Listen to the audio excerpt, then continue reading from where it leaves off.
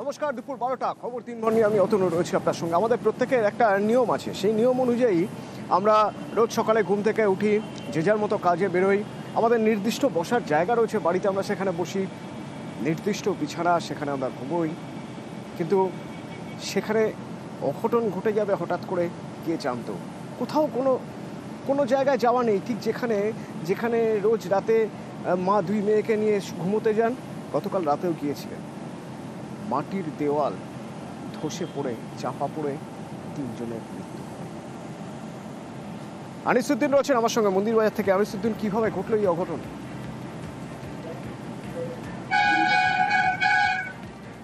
একেবারেই দেখো, মন্দিরবাজারের যে কামারপাড়া এলাকা রয়েছে সেখানকার এক বাসিন্দা বৃহস্পতি কর্মকার গতকাল রাতে তিনি তার 2 মেয়েকে নিয়ে কিন্তু খাওয়া দাওয়া সেরে ঘুমিয়েছিলেন এবং ভোর রাতে হুড়মুড়িয়েই মাটির দেওয়াল চাপা পড়ে এবং বিকট শব্দ হয়। তখন প্রতিবেশীরা এই শব্দ পেলেও সেভাবে ভ্রুক্ষেপ করেনি। সকালেই উঠে দেখেন যে মাটির বাড়ি চাপা পড়ে রয়েছে। এরপরেই তাদের 3 জনকে অর্থাৎ বৃহস্পতি কর্মকার এবং তার 2 নাবালিকা মেয়েকে উদ্ধার করে নায়ারহাট গ্রামীণ হাসপাতালে নিয়ে যাওয়া হয়। সেখানে চিকিৎসকেরা তাকে মৃত বলে জানায় তাদেরকে এবং এরপরেই দেহ উদ্ধার করে ডায়মন্ড হারবার পুলিশ মর্গে ময়নাতদন্তের জন্য পাঠানো হয়েছে। তবে এই ঘটনায় কেমন মর্মান্তিক ঘটনা, যেমন চাঞ্চল্য ছড়িয়েছে এলাকায় এবং এই ঘটনা ঘিরে কিন্তু রাজনৈতিক চাপানুতো শুরু হয়েছে। আনিসুদ্দিন, আমাদের দেশে প্রত্যেকের পাকা ছাদ হবে, বারবার এই কথাগুলো আমরা, রাজনীতির কথা আমরা শুনি, ভোটের আগে শুনি, সব দল নির্বিশেষে সবাই বলে। কেন্দ্রের প্রধানমন্ত্রী আবাস যোজনা, সেই টাকা তারা পাননি। বাংলার বাড়ি প্রকল্প, সেই টাকা তারা পাননি। মাথার উপরে পাকা ছাদ ছিল না, ইটের গাঁথনি দেওয়া দেওয়াল ছিল না, কেন?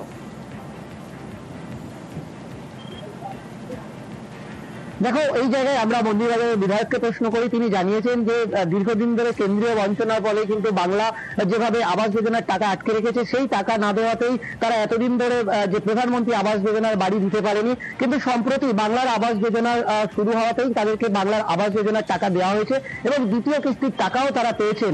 এবং তা নিয়ে কিন্তু তাদের যে বাড়ির সামনেই একটি লিন্টন দেওয়া বাড়ি তৈরি হচ্ছিল, যা এখনো পর্যন্ত সম্পূর্ণ হয়নি। এবং বাংলার বাড়ি প্রকল্পের টাকা, 2টো কিস্তির টাকা তারা পেয়েছেন। প্রথম কিস্তির পর শর্তই হচ্ছে বাড়ির কাজ শুরু করতে হবে, তারপরে দ্বিতীয় কিস্তির টাকা ঢুকবে। তো দ্বিতীয় কিস্তির টাকা পেয়েছেন মানে ধরে নিতে হবে তার মানে তাদের বাড়ি তৈরি হচ্ছিল, বাংলার বাড়ি প্রকল্পে বাড়ি তৈরি হচ্ছিল, আর হয়তো কটা দিন পরে তারা মাথার উপরে পাকা ছাদ পেতেন। কিন্তু অনেক দেরি হয়ে গেল, তাই না? একেবারে এইভাবেই কিন্তু তাদের বাড়িটা একেবারে লিন্টন পর্যন্ত, তার কয়েকদিনের মধ্যেই হয়তো তারা নতুন বাড়িতে প্রবেশ করতে পারতো। কিন্তু তার আগেই এই মর্মান্তিক ঘটনা, যা নিয়ে কিন্তু একেবারেই শোকের ছায়া নেমেছে গোটা এলাকায়। এবং বিধায়ক বারবার কেন্দ্রের বঞ্চনাকে একেবারেই কাঠগড়ায় তুলেছে এবং অন্যদিকে বিজেপির পক্ষ থেকে পাল্টা দাবি করা হয়েছে যে যেহেতু বাংলার আবাস যোজনার বাড়ি যদি তাদেরকে দিয়ে দেওয়া হয় এবং দ্বিতীয় কিস্তির টাকাও যদি তারা পেয়ে যায়, তাহলে এতদিন কেন তারা বাড়ি সম্পূর্ণ করতে পারেনি? তাহলে কি কোথাও কাটবানি ছিল? এমনটাও কিন্তু বিজেপির পক্ষ থেকে অভিযোগ তোলা হয়েছে। তবে গোটা ঘটনার তদন্ত শুরু করেছে মন্দিরবাজার থানার পুলিশ। ধন্যবাদ আনিসুদ্দিন। এলাকার মানুষ রাতে বিকট শব্দ পেয়েছিলেন, বুঝে উঠতে পারেনি কোথায় কিভাবে এই আওয়াজ, উৎস কি এই শব্দে। সকালে উঠে দেখছেন মাটির দেওয়াল চাপা পড়ে আছে, মা 2 মেয়ে। সঙ্গে সঙ্গে হাসপাতালে নিয়ে যাওয়া হয়, কিন্তু ততক্ষণে তারা মারা গেছে। সকাল 8টার সময় আমার দেওর এসে জানতে পেরেছে, দেখতে পেয়েছে যে ঘরটার মাটির দেওয়াল পড়ে আছে, ওরা চাপা পড়ে আছে। বাড়িতে গিয়ে বলছে বৌদি ওদের কোনো সাড়া নেই, দেওয়াল পড়েছে। আমি বলি তুমি চুপ করে শুনে চলে এলে? বলে আমি ছুটে এসে দেখি না, পুরো সবাই চাপা পড়ে আছে। আমি চেঁচিয়ে পুরো পাড়ার লোককে ডেকে ওদের মৃতদেহ সব বার করা হলো, দেখছে যে কোনো সাড়া নেই। ওদেরকে আমি পরশু দিনে ওদেরকে বলে গিয়েছি যে দিদি দেওয়ালটা পড়ে যাবে, তুমি এই ঘরে কাগজ টাঙিয়ে থাকো। ওরা শোনেনি না। একটা ছেলে মেলায় কাজ করে আর 2 মেয়েকে নিয়ে উনি থাকতো, খুব কষ্ট করে থাকতো।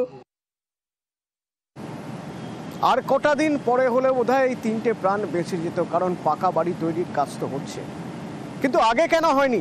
স্থানীয় বিধায়ক, তৃণমূল বিধায়ক জয়দেব হালদার তিনি গিয়েছিলেন, গিয়ে তিনি অভিযোগ করছেন 3 বছর আগে যদি কেন্দ্র টাকা দিত আর তখনই যদি বাড়ি তৈরি হয়ে যেত, তাহলে এই মৃত্যু হতো না। এটা পুরনো মাটির দেওয়াল ছিল, চাপা পড়ে এই মর্মান্তিক দুর্ঘটনা ঘটেছে। মা এবং দুটো মেয়ে, হ্যাঁ সরকারি ঘর পাশে হচ্ছে, লিংটন পর্যন্ত উঠে গেছে, দ্বিতীয় কিস্তির টাকা দেওয়া হয়ে গেছে। কিন্তু আমি আবার এটা বলি, এই ঘর আরও 2-3 বছর আগে করা যেত। আমাদের কেন্দ্রীয় বঞ্চনা আছে, সেই টাকা দেয়নি, অতএব দিতে পারেনি। আমাদের দিদি এই লিস্ট এর নাম আছে, তাদেরকে টাকা দিয়েছে। তো এমন দুর্ঘটনা আমার মন্দির বাজারে আমার রাজনীতি জীবনে কখনো দেখিনি। নির্বাজারে যে ঘটনা ঘটেছে, বিধবা মহিলা যার বৃহস্পতি কর্মকার, তার 2 মেয়ে, হঠাৎ গতকাল মাটির দেয়াল চাপা পড়ে আজকে মৃত্যু হয়েছে। এই মৃত্যুর দায়ভার এই তৃণমূল কংগ্রেসকে নিতে হবে। যদি কাটমানি না আবাস যোজনা থেকে খেত, তাহলে এরকম ঘটনা ঘটতো না। টাকাটা সঠিকভাবে পেয়ে যেত, তার স্যাংশন হয়ে গেছে, কেন টাকাটা পায়নি, কেন মাঝপথে বন্ধ ছিল, তার দায়ভার এদের নিতে হবে। দোষ দিলে হবে না যে বিজেপির নামে আমাদের কত টাকা কাটমানি খেয়েছে, কেন আজকে অর্ধেক কাজ হয়ে পড়ে থাকলো, তার পূর্ণাঙ্গ তদন্ত চাই এবং তদন্ত করে যারা ওইখান থেকে কাটমানি খেয়েছে তাদের বিরুদ্ধে ব্যবস্থা নিতে হবে। নমস্কার। 3 জন অস্ত্র ব্যবসায়ী, কলকাতার নামি দোকান, এসটিএফ এর জালে। কেন? তাদের বিরুদ্ধে কি অভিযোগ, কিভাবেই বা তদন্ত চলছে? রৌনক রয়েছে সরাসরি আমার সঙ্গে, বলতে পারবে রৌনক? দেখো, একেবারে অতটুকু তোমার মনে থাকবে কিছুদিন আগেই খড়দাতে প্রায় বিপুল পরিমাণ কার্তুজ উদ্ধার হয়েছিল, 1000 রাউন্ডের কাছাকাছি। তারপরে কিন্তু সেই তদন্ত ভার নেয় বেঙ্গল পুলিশের স্পেশাল টাস্ক ফোর্স।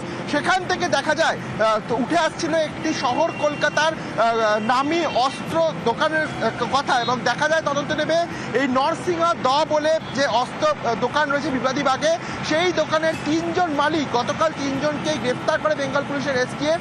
তাদের দোকান থেকে এই কার্তুজ পাচার হয়েছিল এবং গতকাল এসটিএফ যখন তল্লাশি অভিযান চালায়, সেখানে প্রায় 1 নলা এবং 2 নলা 41টি বন্দুক তারা উদ্ধার করে, যার কোনো অফিসিয়াল ডকুমেন্ট এই বন্দুকের দোকান দেখাতে পারেনি। এবং শুধু তাই নয়, কয়েক মাস আগেই এপ্রিল মাস নাগাদ ক্যানিং থেকে একজন অস্ত্র কারবারিকে গ্রেফতার করা হয়েছিল, যে বিপুল পরিমাণ কার্তুজ সহ বেআইনি অস্ত্র তিনি পাচার করছিল।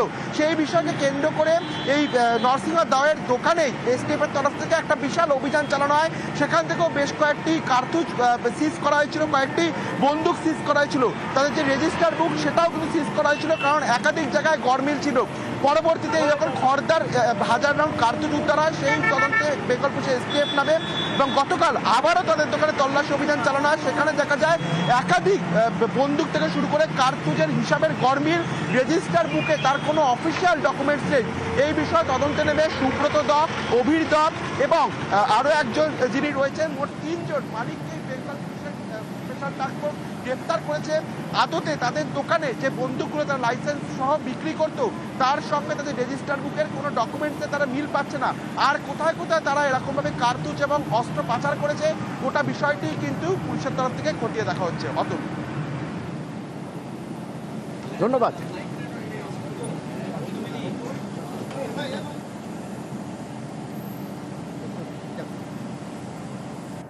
বিপ্লব পণ্ডা সেই টিচার, যে টিচারের বিরুদ্ধে এগরায় অভিযোগ যে 21 জনকে একটা ক্লাসের সবাইকে এমন মার মেরেছে, তাদের মধ্যে 21 জন অসুস্থ হয়ে পড়েছে। সেই বিপ্লব পণ্ডা গ্রেপ্তার। পঙ্কজ হয়েছে আমার সঙ্গে। পঙ্কজ, কিভাবে তাকে গ্রেপ্তার করা হলো এবং বিপ্লব পণ্ডা কিছু বললো, যে তিনি কি কিছু বললেন যে এরকম নৃশংস আচরণের কারণ কি? দেখো অতটা একেবারে যে এটা অস্তিত্ব থেকে যোগেন্দ্র সুরেন্দ্র বিদ্যাপীঠের যে ঘটনা, গতকালকের ঘটনা, বেলা 3টা থেকে রাত 8টা পর্যন্ত কিন্তু যে খুব বিক্ষোভ ঘটনা হয়, যেখানে স্কুল শিক্ষক বিপ্লব পণ্ডা, ইংলিশের শিক্ষক, তাকে ঘিরে বিক্ষোভ দেখায়। সেই স্কুলের শিক্ষক বিপ্লব পণ্ডাকে স্কুলের অভিভাবকদের অভিযোগ ভিত্তিতে কিন্তু ইগরা থানার পুলিশ তাকে গ্রেপ্তার করে। যেখানে স্কুলের শিক্ষক তিনি স্বীকারও করেছেন যে পড়াশোনা না করার জন্য তাকে মারধর করা হয়েছিল এবং তারা অসুস্থ হয়ে পড়ে, এমনটা কিন্তু স্বীকার করেছে। তারপরেই কিন্তু যেখানে ক্ষোভ বিক্ষোভ ঘটে, তারপরেই কিন্তু ইগরা পুলিশের বিশাল পুলিশ বাহিনী দিয়ে তাকে প্রথমে আটক করে, তারপরে অভিভাবকদের অভিযোগ ভিত্তিতে বিপ্লব পণ্ডাকে গ্রেপ্তার করে তাকে আজকে কাঁথি মহকুমার আদালতে পেশ করা হয়। আচ্ছা, ধন্যবাদ।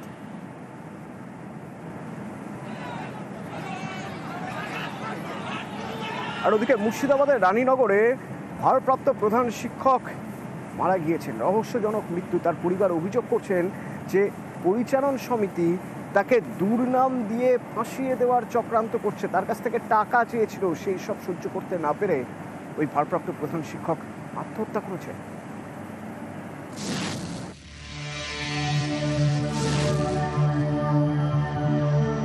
মুর্শিদাবাদের রানীনগরের মালিপাড়া, এখানেই বাড়ি BKRB হাই স্কুলের ভারপ্রাপ্ত প্রধান শিক্ষক উজ্জ্বল সিংহ রায়ের। মঙ্গলবার সকালে বাড়ি থেকে তার ঝুলন্ত দেহ উদ্ধার হয়। আত্মহত্যায় প্ররোচনা দেওয়ার অভিযোগ তোলে শিক্ষকের পরিবার। রানীনগর থানায় অভিযোগ জানানো হয়।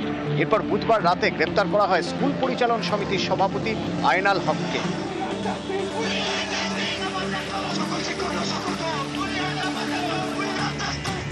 বেশ কয়েক বছর ধরে BKRB হাই স্কুলের ভারপ্রাপ্ত প্রধান শিক্ষকের পদে রয়েছেন উজ্জ্বল সিংহ রায়। অভিযোগ, তাকে নানাভাবে চাপে রাখে স্কুল পরিচালন সমিতি। কখনো মিড ডে মিলের চাল চুরির অভিযোগ তোলে, কখনো আবার এই ঘটনা ধামাচাপা দেওয়ার কথা বলে 35 লক্ষ টাকা দাবি করে।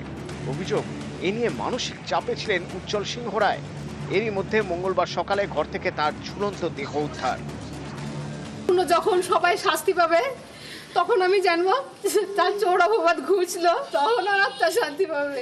একটা জনের শাস্তি পেলে তো হবে না, সবাইকে শাস্তি পেতে হবে। আমরা তো বিশ্বাস করি যে স্যার একদম পুরো নির্দোষ, আর সততার সঙ্গে চলেন বলেই স্যারের হয়তো কেউ ষড়যন্ত্র করেছে এগুলো। তা আমরা চাই তাদের শাস্তি হোক।